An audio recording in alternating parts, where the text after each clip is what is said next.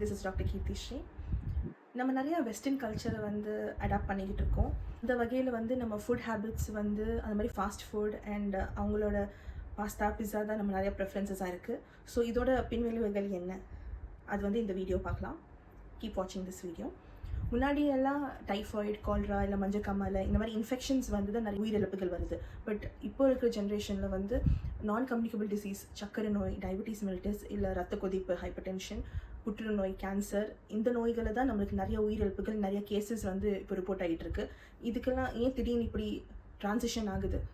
நம்ம country India வந்து diabetic கேபிட்டல்னு சொல்கிறாங்க. ஏன் நம்ம கண்ட்ரி வந்து சக்கரை நோய்க்கு வந்து ஒரு ஹப்பாக இருக்குது? ஏன்னா நம்ம இந்தியாவில் வந்து ஸ்டேபிள் ஃபுட், அதாவது நம்ம முக்கிய சாப்பாடு, நம்ம பிளேட்லேயே முக்கியமாக வந்து நம்ம சாதம் எடுத்துக்கிறோம், ரொட்டி எடுத்துக்கிறோம். ரெண்டுலேயுமே வெறும் கார்போஹைட்ரேட்ஸ் தான் ஜாஸ்தியாக இருக்குது. இந்த கார்போஹைட்ரேட்ஸ் வந்து மெட்டபாலிசமில் வந்து நம்மளுக்கு சர்க்கரையாக மாறுது. அதனால சக்கரை நோய் வந்து நிறைய டயக்னோஸ் ஆகிருக்காங்க, நிறைய கேசஸ் வந்துக்கிட்டு இருக்கு இப்போது. ஸோ முன்னாடி காலத்துலலாம் இந்த பேலன்ஸ்ட் டயட் எல்லாமே ஈக்குவலாக சாப்பிடணும், ஒரு பிரமிடு மாதிரி வந்து நம்ம ஸ்கூல்லலாம் படிச்சிருப்போம். ஸோ அந்த பிரமிடு வந்து இப்போ வந்து ஒரு பிளேட் மாடலாக இருக்குது. இந்த பிளேட் மாடலில் வந்து 50% வந்து வெஜிடபிள்ஸ், அதாவது நான் ஸ்டார்ச்சி வெஜிடபிள்ஸ், உருளைக்கிழங்கு வகைகள் எதுவுமே இல்லாமல், அப்புறம் 25% அதாவது குவார்ட்டர் பிளேட்டில் வந்து கார்போஹைட்ரேட்ஸ் அண்ட் குவார்ட்டர் பிளேட் 25%ல் வந்து ப்ரோட்டீன்ஸ் வந்து எடுத்துக்கணும்னு சொல்கிறாங்க. அதில் வந்து ஒரு கை அளவில் வந்து ஒரு உள்ளங்கை அளவு மீட்டோ இல்லை ஃபிஷ்ஷோ சோர்ஸ் ஆஃப் ப்ரோட்டீன் எடுத்துக்கலாம் அப்படின்னு சொல்கிறாங்க. நம்ம தம்பளவு டெய்ரி ப்ராடக்ட்ஸ், தயிர் அந்த மாதிரி எடுத்துக்கலாம்னு சொல்கிறாங்க. ஒரு கை அளவுக்கு வந்து டெய்லி நம்ம நட்ஸ் சாப்பிடணும்னு சொல்கிறாங்க. ஒரு ஃபிஸ்ட் நம்ம பண்ணோன்னா அந்த அளவுக்கு டெய்லி வந்து ஃப்ரூட்ஸ் அண்ட் வெஜிடபிள்ஸ் எடுக்கணும்னு ஒரு ரஃப் ஐடியாவாக சொல்லியிருக்காங்க. இப்போ இருக்கிற ஜென்ரேஷனில் வந்து இப்போ இருக்கிற காலகட்டத்தில் வந்து நம்மளுக்கே தெரியாமல் நம்ம நிறைய சாப்பிட ஆரம்பிச்சிட்டோம். ஸோ நம்ம இந்த மாதிரி வெளியில் போனால் கூட அந்த ஒரு ஃபுல் போர்ஷன் சாப்பிடாம ஒரு ஹாஃப் போர்ஷன் மட்டும் சாப்பிட்டுட்டு ஹாஃப் போர்ஷன் அப்புறமா வீட்டுக்கு எடுத்துகிட்டு வந்து சாப்பிட்லாம், இல்லை டிவைடட் மீல் மாதிரி சாப்பிட்லாம் அப்படின்னு சொல்கிறாங்க. ஏன்னா இப்போது வந்து நிறைய பேருக்கு அந்த அவேர்னஸ் வந்துருச்சு. நம்ம மென்டல் ஹெல்த், நம்ம ஃபிசிக்கல் ஹெல்த், நம்ம சாப்பிட்றது தான் முக்கியம், அந்த கேலரிஸ் கவுண்ட், இந்த மாதிரிலாம் நிறைய பேர் வந்து இப்போது ரொம்ப கான்ஷியஸ் ஆக ஆரம்பிச்சிட்டாங்க. ஸோ இது வந்து நம்ம சிம்பிள் எப்படி பார்க்கணுன்னா carbohydrates, protein, fibres. So carbohydrates வந்து நம்ம ஒரு ஐடியா இருக்குது, அது நம்ம எடுத்துக்கிட்டோன்னா அது வந்து சுகராக மாறிடும். அதுதான் நம்ம மெயின் சோர்ஸ் ஆஃப் எனர்ஜியாக இருக்குது. ஸோ அந்த மாதிரி இந்த ப்ரோட்டீன்ஸ் வந்து நம்ம ஏன் எப்போவுமே கார்போஹைட்ரேட்ஸ் கூட எடுக்கணும்னா, அது வந்து இந்த மெட்டபாலிசம் ஆஃப் கார்போஹைட்ரேட்ஸ் வந்து ஸ்லோ டவுன் பண்ணுது. அதாவது நம்ம பிளட்டில் வந்து இது உடனே ஸ்பைக் ஆகாமல், உடனே இன்க்ரீஸ் ஆகாமல் கொஞ்சம் மெதுவாக இன்க்ரீஸ் ஆகும், ஸ்டேபிளாக வந்து இன்க்ரீஸ் ஆகிட்டுருக்கு. ப்ளஸ் நம்மளுக்கு பசியும் அடங்கிடும், ரொம்ப நேரத்துக்கு பசிக்காமல் இருக்கிறதுக்கும் ஹெல்ப் பண்ணுது. ஃபைபர்ஸும் இதே மாதிரி தான். சர்க்கரை வந்து உடனே நம்ம பிளட்டுக்கு வந்து ஷூட் அப் ஆகாமல் பொறுமையாக வந்து அது ரிலீஸ் ஆகிட்டே இருக்கும், பொறுமையாக நம்மளுக்கு எனர்ஜி கொடுத்துட்டே இருக்கும். மெட்டபாலிசமுக்கும் நம்ம கட் ஹெல்த்துக்கும் ரொம்ப நல்லது. காய்கறி, ஃபைபர் கண்டென்ட் நிறைய எடுத்தா. இந்த ஃபைபர் வந்து காய்கறி, பழம் மட்டும் நான் சொல்கிறதுனால அது மட்டும் கிடையாது. நம்ம இந்த ஹோல் வீட்லேயோ இல்லை கினோவான்னு சொல்கிறாங்க, இல்லை இந்த ஓட்ஸ் அந்த மாதிரியில் கூட நம்மளுக்கு ஃபைபர் கண்டென்ட் வந்து ஜாஸ்தியாக தான் இருக்குது. ஸோ சிம்பிளாக நம்மளுக்கு சொல்லணும்னா வைட்டாக இருக்கிற ஃபுட்ஸை வந்து நம்ம அவாய்ட் பண்ணிடலாம். இந்த காலத்தில் வந்து இப்போ டைரி ப்ராடக்ட்ஸ் கூட நம்ம ரொம்ப எடுத்துக்கிறது வந்து நல்லது இல்லைன்னு தான் சொல்கிறாங்க, கொஞ்சம் ஆர்டிஃபிஷியலாக இருக்குன்னு தான் சொல்கிறாங்க. ஸோ முடிஞ்ச அளவுக்கு நம்ம நேச்சுரல் அண்ட் ஆர்கானிக்காக இருக்கிறதுக்கு ட்ரை பண்ணலாம். ஒரு காம்பினேஷனாக ஒரு சாப்பிட்றதுனால தான் இந்த பிளேட் மெத்தட் அவங்க இன்ட்ரடியூஸ் பண்ணிடுவாங்க. ஒரு காம்பினேஷன் சாப்பிடும்போது ஒரு எக்ஸாம்பிள் வந்து நீங்கள் சாதம், சாம்பார், ஒரு பொரியல் கூட சாப்பிட்டீங்கன்னு கூட காய்கறி வந்து கொஞ்சம் நிறையா சாப்பிட்டுட்டு சாம்பார் நிறையா சாப்பிடணும். கார்போஹைட்ரேட்ஸ் ஒரு 25% இருந்தால் சாம்பார் நிறையா சாப்பிடணும். ஏன்னா அதில் தான் பருப்பு வகைகள் இருக்குது, வெஜிடபிள்ஸும் அதில் நிறையா இருக்கும்.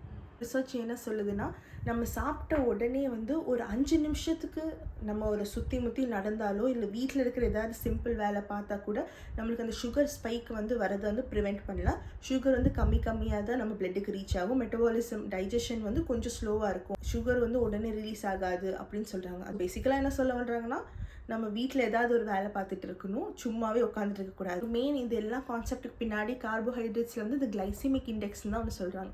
கிளைசெமிக் இண்டெக்ஸ்னால் என்னது?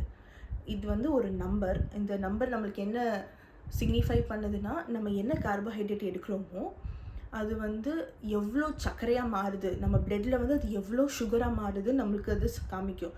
ஸோ நம்மளுக்கு முடிஞ்ச அளவுக்கு கம்மி கிளைசெமிக் இண்டெக்ஸ் ஃபுட்டை வந்து நம்ம ப்ரிஃபர் பண்ணுறது வந்து நல்லது. அப்போ தான் நம்ம பிளட்டில் வந்து கம்மி சர்க்கரைகள் வந்து ரிலீஸ் ஆகும். இப்போது இந்த சர்க்கரை வந்து நம்ம கண்டினியூஸாக ஹையாக எடுத்துகிட்டு இருந்தால் தான் நம்மளுக்கு கொஞ்சம் அன்கண்ட்ரோலபிளாக நம்ம இன்சுலின் வந்து அதை ஃபைட் பண்ண முடியாமல் டயபெட்டிஸாக அது மாறிடுது. ஸோ அதுக்கு வந்து நம்ம லோ கிளைசெமிக் இண்டெக்ஸ் ஃபுட்டை வந்து நம்ம ப்ரிஃபர் பண்ணலாம்.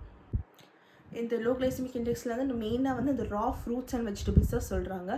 அதுலேயும் ஸ்பெசிஃபிக்காக வெஜிடபிள்ஸில் வந்து கீரை வகைகள், ப்ராக்லி, ஃப்ரூட்ஸில் வந்து ஆப்பிள், ஆரஞ்சு, செர்ரி, ஆப்ரிகாட், இல்லை வேர்க்கடலை, இந்த மாதிரி நம்ம ராவாக சாப்பிட்றது வந்து லோ கிளைசமிக் இண்டெக்ஸ்னு சொல்கிறாங்க.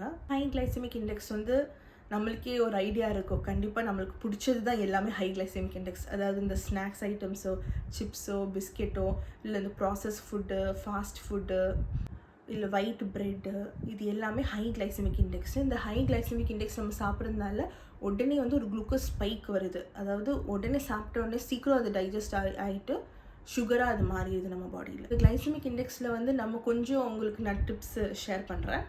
மெயினாக இதில் என்ன சொல்கிறாங்கன்னா, காய்கறி வகைகள், ஃப்ரூட்ஸ் அண்ட் வெஜிடபிள்ஸாக நிறையா எடுக்கணும். ஏன்னா நான் முன்னாடியே சொன்ன மாதிரி ஃபைபர் வந்து சுகர் வந்து ரொம்ப ஸ்லோவாக தான் ரிலீஸ் பண்ணும். அப்புறம் இந்த ப்ராசஸ் ஃபுட்டெல்லாம் சாப்பிட்றதுனால, இந்த ஃபாஸ்ட் ஃபுட்டெல்லாம் நம்ம நிறைய பேக்கெட் ஃபுட்ஸு, ஃப்ரோசன் ஃபுட்டு இந்த மாதிரி சாப்பிட்றதுனால இது வந்து நம்ம பாடியில் ஈஸியாக டைஜஸ்ட் ஆகிடும். ஸோ டைஜஸ்ட் சீக்கிரம் ஆச்சுன்னா நம்மளுக்கு சீக்கிரம் பசி எடுக்க ஆரம்பிச்சிட்டோம். அப்புறம் நம்ம நிறைய சாப்பிட ஆரம்பிச்சிடும். கேலரி இன்டேக் வந்து ஜாஸ்தி ஆகிடும். வீட்டில் குக் பண்ணுறது சிம்பிள் ஃபுட்டு வந்து நல்லதுன்னு சொல்கிறாங்க. அதுவே வந்து அண்டர் குக்குடு, அதாவது ராவாக சாப்பிட்றது வந்து நல்லது. ராவா இல்லை பாயில்டோ, ஸ்டீம்டோ அந்த மாதிரி பண்ணுறது கூட நல்லது தான். இதே அந்த ஓவர் குக் பண்ணுறது, ஓவர் பாயில் பண்ணுறது, ரொம்ப ஃப்ரை பண்ணுறது, அது வந்து நல்லதில்லை. சீக்கிரமாக அது டைஜஸ்ட் ஆகிடும். நம்ம நியூட்ரியன்ஸ் எல்லாம் அது கிடைக்காதுன்னு சொல்கிறாங்க. சூடாக சாப்பாடு எடுத்தோன்னா டைஜஷன் வந்து சீக்கிரம் ஆகும்னு சொல்கிறாங்க. ஃபேட் கண்டென்ட், அதாவது ஆயிலு இல்லை கீ வந்து நிறையா சேர்த்தது நம்ம எதுவும் சாப்பிட்டோன்னா நம்மளுக்கு ரொம்ப நேரத்துக்கு பசிக்காது. அதை நம்மளே எக்ஸ்பீரியன்ஸ் பண்ணியிருப்போம். அந்த கான்செப்டில் உருவானது தான் இந்த புல்லட் காஃபி. நிறைய பேர் இந்த பிளாக் காஃபியில் வந்து ஒரு ஸ்பூன் கீயோ இல்லை ஒரு ஸ்பூன் பட்டரோ வந்து எடுத்து வந்து இப்போ ஏர்லி மார்னிங் அது ஒரு ருட்டீனாக ஆக்கிட்டாங்க. நிறைய செலிப்ரிட்டிஸ் கூட இது தான் ஃபாலோ பண்ணிகிட்டு இருக்காங்க. ஏன்னா அப்போ தான் அவங்களுக்கு பசிக்காமல் இருக்கும், அவங்க நிறையா சாப்பிடாமல் இருப்பாங்க. ஃபைனலி வந்து நம்ம ஒரு லெமன் ஜூஸோ இல்லை வினிகரோ, ஸ்பெசிஃபிக்லி இந்த ஆப்பிள் சைடர் வினிகர் வெயிட் லாஸுக்கெல்லாம் ஏன் வந்து ப்ரொமோஷன் பண்ணுறாங்கன்னா, இந்த புளிப்பு டேஸ்ட் வந்து எடுக்கிறதுனால வந்து நம்ம சாப்பிட்ட சாப்பாடு கிளைசமிக் இண்டெக்ஸ் வந்து கம்மியாகும், மெட்டபாலிசம் கம்மியாகும். ஸோ உடனே அது சுகராக மாறிடாது, உங்களுக்கு டைம் எடுக்கும், உடனே பசி எடுக்காது அப்படின்னு ஒரு ரிசர்ச்சில் சொல்லியிருக்காங்க. ஸோ இது மூலயமா நான் உங்கள்கிட்ட என்ன சொல்ல வரேன்னா, நம்ம சாப்பிட்ற சாப்பாடை வந்து நம்ம பார்த்து மெடிசன் மாதிரி நம்ம உடம்புக்கு எது நல்லதோ, நம்மளுக்கு பிடிக்குதோ பிடிக்கலையோ நம்ம அதை சாப்பிடணும்.